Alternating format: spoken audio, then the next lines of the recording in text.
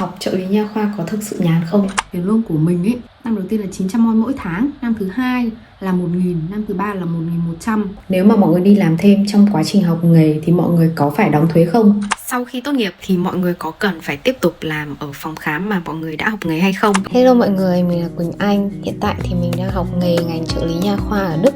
Mình đang học tập và làm việc ở một vùng quê gần Hanover.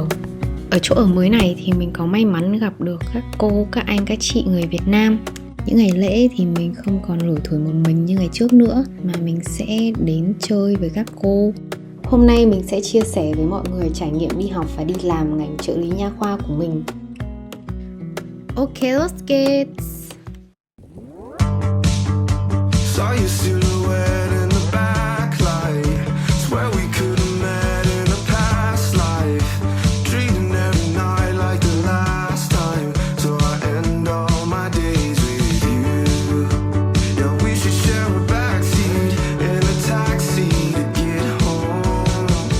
No need for either of us.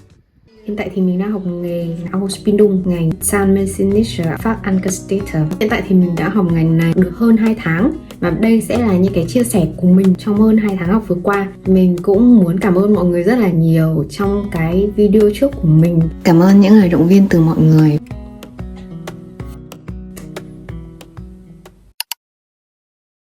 Trong nghề trợ lý nha khoa thì mọi người sẽ làm gì? Học trợ lý nha khoa có thực sự nhàn không? Đánh giá chung về công việc này thì mình cảm thấy đây là một cái công việc mọi người không phải bê quá nhiều đồ nặng, nhưng mà mọi người sẽ phải di chuyển rất nhiều và hầu như là không được ngồi. Nếu mà bảo là nhàn thì thực ra cũng không nhàn đâu, hoặc là do tùy phòng khám. Có những phòng khám nhiều việc, có những phòng khám ít việc, nhưng mà phòng khám của mình thì lúc nào cũng đông bệnh nhân và lúc nào cũng có việc để làm, rất nhiều việc để làm từ lúc đến lúc đi về vẫn còn việc. Phòng khám đông nhân lực thì mọi người sẽ đỡ việc đi, nhưng mà phòng khám ít người làm thì mình sẽ phải làm nhiều việc hơn. Cụ thể là làm những gì? Cái công việc đầu tiên khi mà mình vừa mới vào làm ở đây là hút dịch, nó gọi là Absaugen, hút dịch. Trong quá trình điều trị mình sẽ có một cái hút dịch nhỏ và một cái hút dịch to. Mình sẽ phải sử dụng hai cái này trong quá trình mà bác sĩ điều trị cho bệnh nhân. Tiếp theo là khử trùng phòng khám. Sau mỗi ca điều trị, tất cả những cái dụng cụ mà đã được sử dụng đều sẽ phải cho vào phòng khử trùng. Xong sau đấy là mình lau rửa đi và mình cho vào trong cái máy. Sau khi mà máy khử trùng xong thì mình sẽ phân chia dụng cụ đến các phòng để lúc nào cũng có dụng cụ sẵn sàng. Ngoài ra thì mình sẽ phải chuẩn bị tất cả những cái dụng cụ cần thiết trước khi vào điều trị.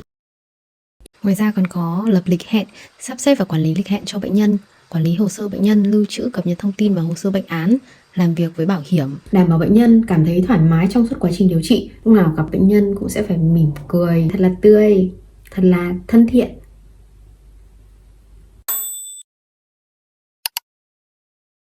Đầu tiên nó sẽ có hai loại là brutto và netto. Brutto là tiền trước khi mà mọi người trừ thuế thu nhập cá nhân, bảo hiểm y tế, bảo hiểm hưu trí, bảo hiểm thất nghiệp hoặc là thuế thu nhập cá nhân nói chung. Brutto là tổng lương ấy. Sau khi trừ các khoản thì cái số tiền mà mọi người nhận được là số tiền netto, là cái số tiền mà mọi người nhận được ở trong tài khoản hoặc là đưa về tay mọi người ấy. Tiền lương của mình ấy, năm đầu tiên là 900 won mỗi tháng, năm thứ hai là 1.000, năm thứ ba là 1.100. Tin vui dành cho những bạn muốn học ngành trợ lý nha khoa ở Đức. Lương của năm đầu tiên đã tăng từ 900 oi trước thuế lên 980 oi trước thuế. Năm thứ hai là 1.100, năm thứ ba là 1.200. Cái này nó sẽ hỗ trợ mọi người. Nếu mà mọi người ở những cái thành phố lớn và tiền nhà của mọi người cao ấy, thì nó sẽ hỗ trợ cái chi phí sinh hoạt của mọi người đi phần nào. Và mọi người sẽ không phải gặp quá là nhiều khó khăn vào năm nhất khi mà mọi người vừa mới sang. Cái số tiền mà định kỳ mỗi tháng mình sẽ phải chi trả là 450 ơ cho tiền nhà, 10 đồng cho tiền điện thoại. Còn lại thì là mình sẽ mua đồ ăn. Đấy, thế thôi. Về thời gian đi học và đi làm. Đi học thì năm nhất thì bọn mình sẽ học 2 buổi một tuần. Đấy là vào thứ tư và thứ sáu. Thì bọn mình sẽ đi học từ 8 giờ cho đến 2 giờ 40 phút chiều. Học xong thì là bọn mình đi về, bọn mình không cần phải quay trở lại để đi làm. Tại vì một ngày học sẽ được tính là một ngày đi làm rồi. Còn thứ hai thì là mình sẽ bắt đầu đi làm từ 2 giờ chiều cho đến 7 giờ tối. Thứ ba, thứ năm là mình sẽ đi làm từ 8 giờ sáng cho đến 7 giờ tối. Có nghĩa là một ngày đấy mình đi làm 10 tiếng.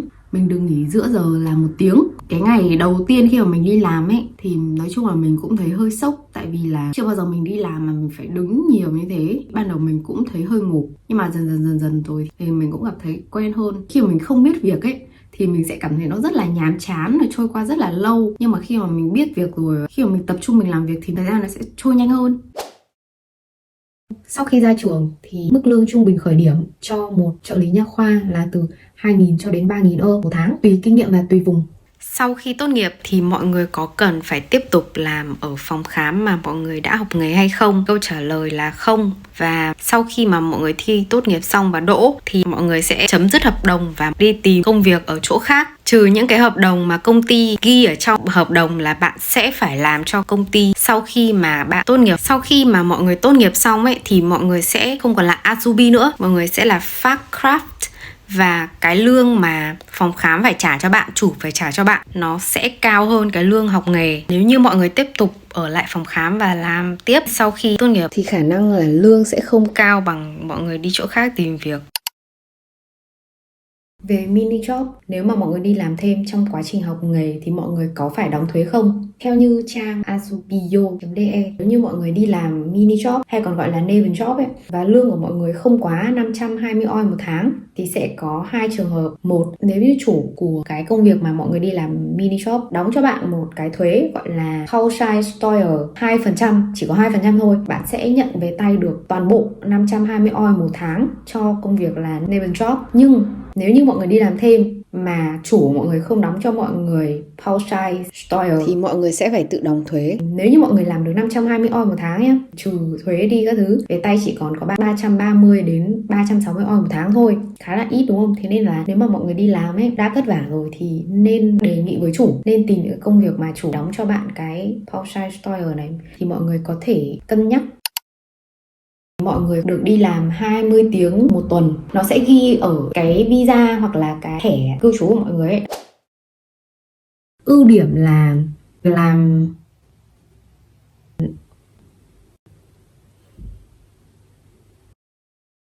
thời gian cố định, mọi người sẽ không phải trực đêm, không phải làm việc đêm, công việc không quá nặng nhọc, công việc thì nó sẽ đòi hỏi khả năng giao tiếp và sự khéo léo của mình nhiều hơn là sức. Cơ hội việc làm rộng mở cho mọi người. Ngành nha khoa hay là ngành thuộc về y tế nói chung thì lúc nào cũng sẽ cần nhân lực. Có Ausbildungsvergütung hàng tháng. Điểm yếu là áp lực công việc, áp lực thời gian khi mà bệnh nhân quá nhiều. Mình sẽ phải làm một lúc rất là nhiều việc, xử lý một lúc rất là nhiều việc. Hoặc là áp lực từ quản lý hay là từ sếp, đòi hỏi sự cẩn thận. Trong cái quá trình mà mọi người xử lý những cái dụng cụ ấy mà mọi người không cẩn thận, có thể là nó sẽ đâm vào tay mình thì mình có thể lây bệnh từ bệnh nhân. Đòi hỏi sự tập trung cao độ. Trong cái quá trình làm việc ấy, mọi người phải đứng liên tục 10 tiếng liên tục hoặc là 8 tiếng liên tục là mọi người sẽ phải đứng và nó rất là nhức, mỏi vai, mỏi lưng, mỏi đủ các thể loại. Về nhà là người mọi người ê ẩm hết. Mới ban đầu thì có thể là mọi người sẽ không quen, nhưng mà càng về sau thì mình sẽ cảm thấy đỡ hơn. Cơ hội phát triển có thể trở thành quản lý phòng khám hoặc là chuyên gia nha khoa hoặc là technical này, làm ở phòng lab, rất là nhiều hướng đi. Mọi người cũng có thể học lên làm bác sĩ nha khoa từ cái ngành này nhé, nhưng mà nó sẽ tốn rất là nhiều thời gian, có thể là hơn chục năm mọi người mới có thể hoàn thành để đi ra làm bác sĩ nha khoa. Mọi người thể apply qua Azubi này hoặc là Ausbildung. Mình sẽ để ở bên dưới phần mô tả. Mọi người sẽ cần những cái gì? Thứ nhất là bằng tốt nghiệp trung học phổ thông, dịch thuật công chứng, bằng tiếng Đức, có B2 tiếng Đức, có khả năng giao tiếp ổn, Lebenslauf, CV này. Tiếp theo nữa là Anschreiben. Mọi người cần cái mẫu ấy thì mọi người có thể nhắn tin cho mình. Mình sẽ gửi cho mọi người cái mà mình làm nhé. Nếu mà nói là không vất vả, không áp lực thì chắc chắn là không có chuyện đấy. Bởi vì mình sang đây, mình đi làm, mình đi học, có rất là nhiều thứ mình cần phải lo lắng, từ cuộc sống cho đến công việc, tất cả mọi thứ mình đều cần phải tự lo. Không thể nào mà nói là nó không vất vả được. Thế nhưng mà mình nghĩ là nó sẽ là những cái trải nghiệm rất là quý giá. Khi mà mình vượt qua được cái quãng thời gian này và mình nhìn lại, mình sẽ cảm thấy rất là tự hào về bản thân của mình. Nếu mọi người sắp sang Đức học nghề thì mình muốn nói với mọi người là sẽ không có cái gì là nhàn cả. Sẽ rất là mệt mỏi, rất là khó khăn, sẽ rất là nhớ nhà. Nhưng mà sau đấy mọi người sẽ cảm thấy là mọi thứ nó đều sẽ qua và mọi người sẽ thấy mình trưởng thành hơn rất là nhiều, chín chắn hơn rất nhiều và cứng rắn hơn rất nhiều. Và có thể là bạn sẽ tìm được những cái người bạn, những cái người mà đáng trân trọng trong cuộc sống của bạn chính trong khoảng thời gian khó khăn này.